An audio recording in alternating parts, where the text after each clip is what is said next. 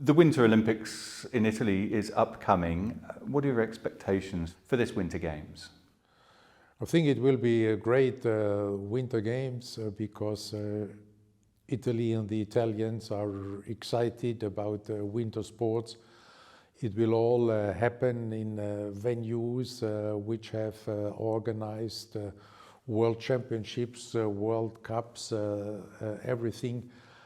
And with experienced organizers and fantastic crowds on the other hand, so the emotions I think will go high, and this is what sport and Olympic sport is about.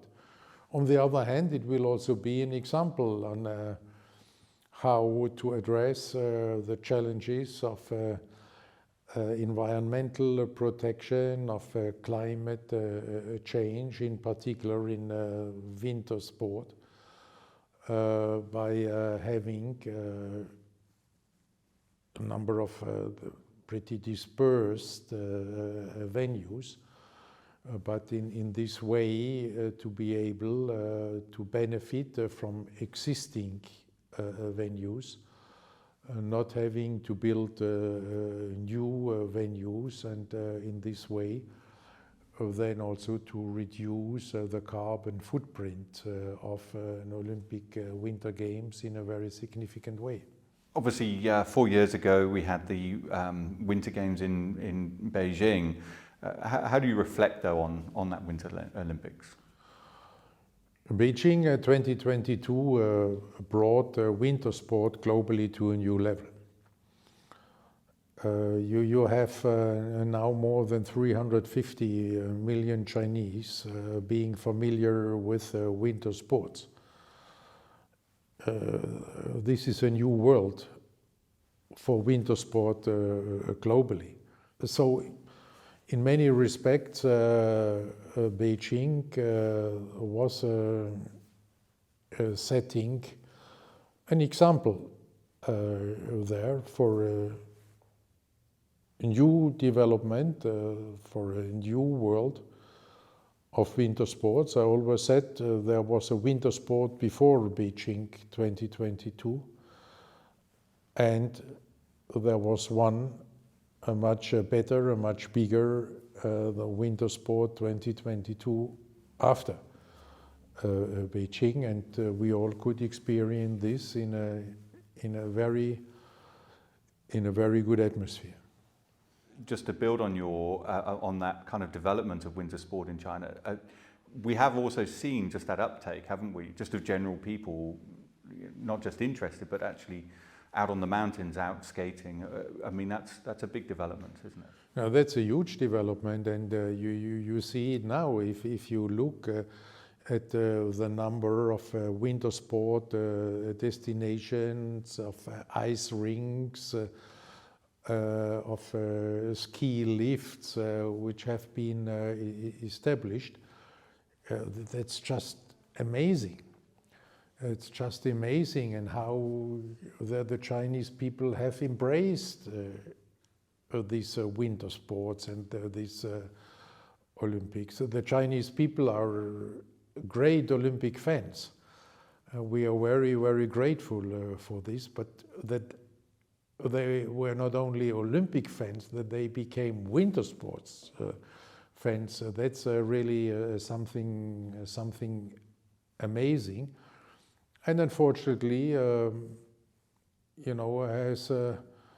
not been respected by everybody, to say it diplomatically, in some parts of Europe or elsewhere, because there one or the other, in particular in Europe, considers to be winter sport a privilege for Europeans,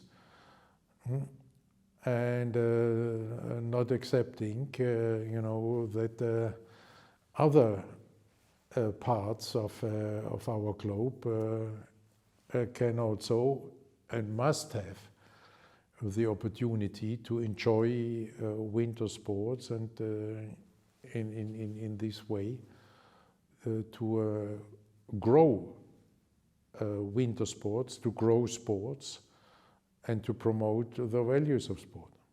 Obviously, the success there also helped by medal success too. Do you see? We often see kind of the host Olympic organisers having continued success afterwards. Maybe the following Olympics having even more medal success than at their home Olympics.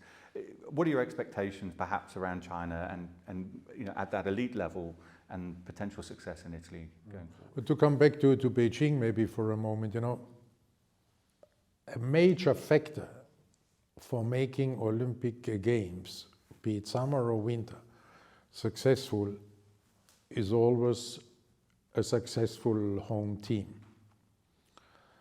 Because this is creating the excitement in the country and is creating a lot of the Olympic atmosphere.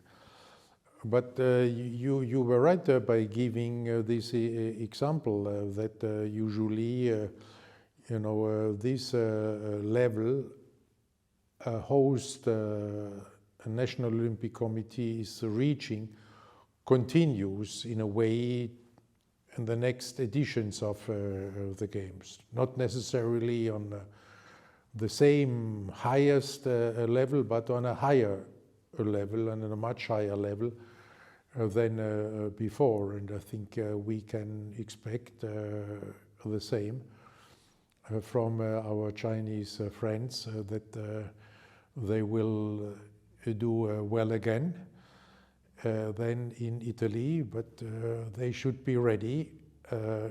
Italy is the next host country, and they also will do very well. So when I said with Beijing we have a new level of winter sports, it means also we have a much tougher competition. Obviously the Olympics stand for peace, no conflict during the Olympic Games. How important still today is this concept? The Olympic Games have been recreated by Pierre de Coubertin at the time as a message of peace, by bringing people together in a peaceful competition. And this message in our time is very, very important. We should not say more important than ever, because we had the world wars in between and many wars, but it is extremely important in our time with the many confrontations. And this is why our Italian friends are also undertaking great efforts in this respect to highlight this Olympic mission of peace. We will also see again then a resolution being tabled at the United Nations General Assembly, as it has been tradition since 1994 to call for an Olympic truce. As symbolic as this may be, but in particular, I think when it comes to peace, sometimes symbols are very important, and then when these symbols are then also being translated into a peaceful competition during the games, then they can become even more important.